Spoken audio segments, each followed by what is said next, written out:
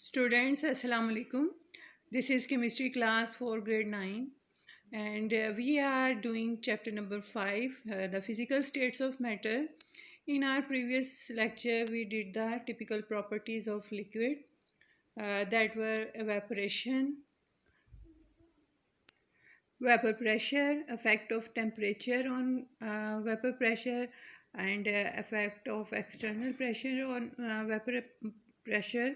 Today we are going to explain another process, that is distillation. Students, आपने इसमें just आपने इसकी definition learn करनी है डिस्टिलेशन की, और ये डिस्टिलेशन ऑपरेटर्स की डायग्राम जो है वो ड्रॉ करनी है, इसकी प्रैक्टिस करनी है, इसको बनाना सीखना है, क्योंकि एग्ज़ाम में अक्सर आता है कि डिफाइन डिस्टिलेशन और draw neat and labour diagram of distillation apparatus. So what is a distillation? Is a process in which a liquid is heated to vaporize it, and the vapors are cooled to condense them back to the liquid in a different container. इसमें क्या है इस process में कि एक liquid को जो है हीट किया जाता है ताकि वो वेपर्स में कन्वर्ट हो, फिर एक उन वेपर्स को कंडेंस किया जाता है, दोबारा कूल डाउन किया जाता है और वो दोबारा से उसे लिक्विड में चेंज किया जाता है। और ये देखें, इसको इस आप डायग्राम से समझ सकते हैं।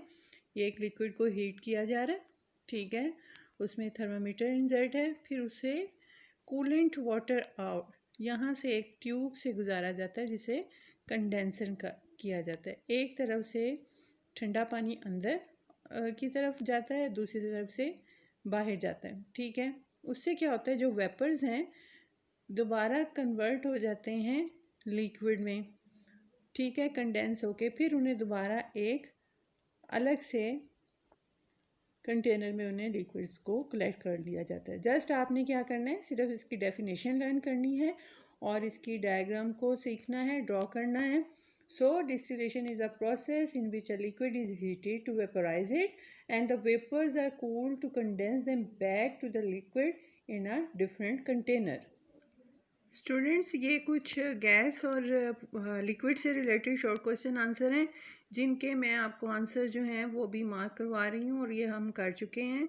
जैसे फर्स्ट है, explain why volume of a gas decreases और increasing pressure on it at constant temperature. ये मैंने आपको बहुत डिटेल में बताया है, इसका मैं आंसर आपको बताती हूँ।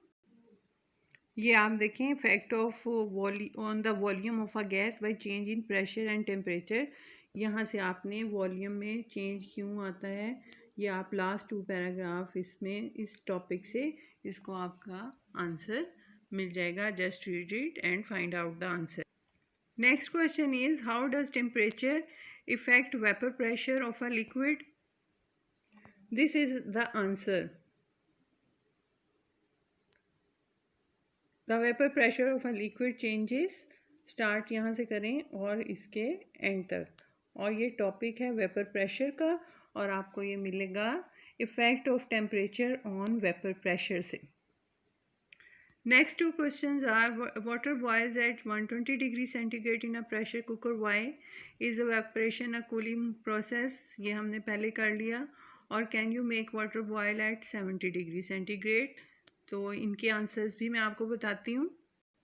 These 2 paragraphs before self assessment 5.5, ये दोनों के आपको मिल जाएंगे प्रेशर कुकर के क्वेश्चन का आंसर भी, और can we boil water below 100 degree centigrade, ठीक है, इन दोनों के आंसर ये हैं। Now we will start the third and final state, that is solid state. अब पहले हम ये देखेंगे कि उसमें मॉलिक्यूल्स किस तरह होते हैं। अनलाइक लिक्विड्स, यानी लिक्विड के बजाय जो पार्टिकल सॉलिड में होते हैं are not free to move, वो मूव नहीं कर सकते। And in solid particles are packed together and have fix position, वो बिल्कुल फिक्स होते हैं, पैक्ड होते हैं। They can only vibrate to and fro, ये सिर्फ अपने वाइब्रेट कर सकते हैं about their fix position. Solids therefore are incompressible, यानी उन्हें दबाया नहीं जा सकता। आप खुद इमेजिन कर लें, बुक, चेयर, जो भी जितनी भी सॉलिड चीज़ें आपके इर्द गिर्द हैं, आप उनको प्रेस नहीं कर सकते and they do not flow, और वो फ्लो भी नहीं करती. सी figure 5.13. Look at this. They are closely packed together. They don't have any free spaces between them. They can only vibrate to and fro, and so that's why they are incompressible and they cannot flow. ठीक है. Now we will start the typical properties of solids. First is the melting and freezing point.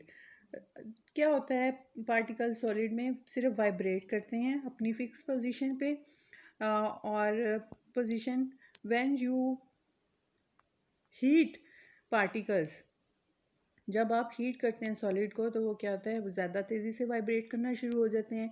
This is because the energy increasing on heating, क्योंकि heat पहुंचाने पे क्या होता है, उन्हें energy मिलती है.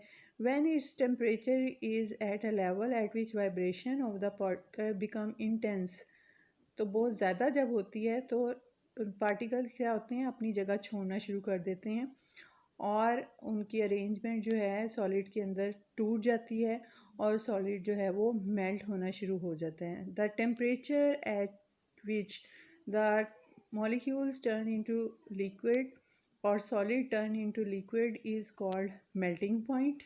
ठीक है, क्या है melting point? The temperature at which solid turns into liquid is called melting point. लेकिन दूसरी तरफ क्या होता है कि अगर जब कूल किया जाता है तो लिक्विड जो है वो फ्रीज़ हो जाता है. The freezing of liquid is the reverse of the melting. उसका रिवर्स है. तो क्या, the temperature at which a liquid changes into solid again is called freezing point. Look at this equation. Solid turned into liquid called melting, and a liquid into solid is called freezing. Another important point कि जो melting और freezing है वो किसी भी substance की same temperature पे ही होती है. The temperature the liquid and solid substance are in equilibrium with each and other, यानी जो फ्रीजिंग पॉइंट है वही उसका मेल्टिंग पॉइंट भी है. जो मेल्टिंग पॉइंट है वही उसका फ्रीजिंग पॉइंट भी वहीं से स्टार्ट हो जाता है. तो क्या होगा, और ये किस पे डिपेंड करता है, melting point of a solid strength, जो अट्रैक्टिव फोर्सेस हैं बिटवीन द मॉलिक्यूल. जितना ज़्यादा सॉलिड में अट्रैक्टिव फोर्सेस होंगी उतना ही ज़्यादा उस सॉलिड का मेल्टिंग पॉइंट या फ्रीजिंग पॉइंट होगा. Next property is sublimation. तो स्टूडेंट्स, कुछ सॉलिड्स ऐसे होते हैं कि जब उनको हीट किया जाते हैं तो वो डायरेक्ट चेंज हो जाते हैं किसमें, वेपर्स में, without passing through the liquid state. यानी जैसे सॉलिड पहले लिक्विड में चेंज होगा फिर वेपर्स में चेंज होगा, ऐसा नहीं होता. वो क्या करते हैं, डायरेक्ट ही वेपर्स में चेंज हो जाते हैं. इस प्रोसेस को कहते हैं sublimation. So some solids on heating changes to vapours without passing through the liquid state. This process is called sublimation. और इसकी एग्जांपल कौन कौन सी हैं, like iodine, benzoic acid etcetera.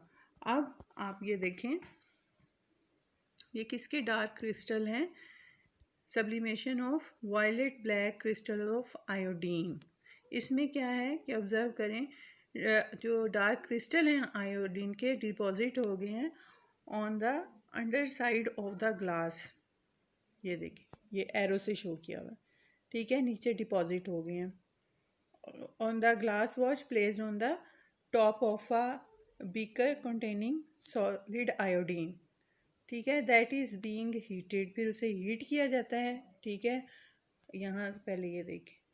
ठीक है, इसे हीट किया गया, फिर ये डिपॉजिट हो गए हैं वॉच ग्लास में. ठीक है, the iodine vapour sublimate from iodine crystal in the bottom of beaker and condenses to form crystal on the glass watch. ये देखिए, direct without passing through the vapor state. This is called sublimation. In our next lesson we will do types of solid inshallah. Allah Hafiz. Have a nice day.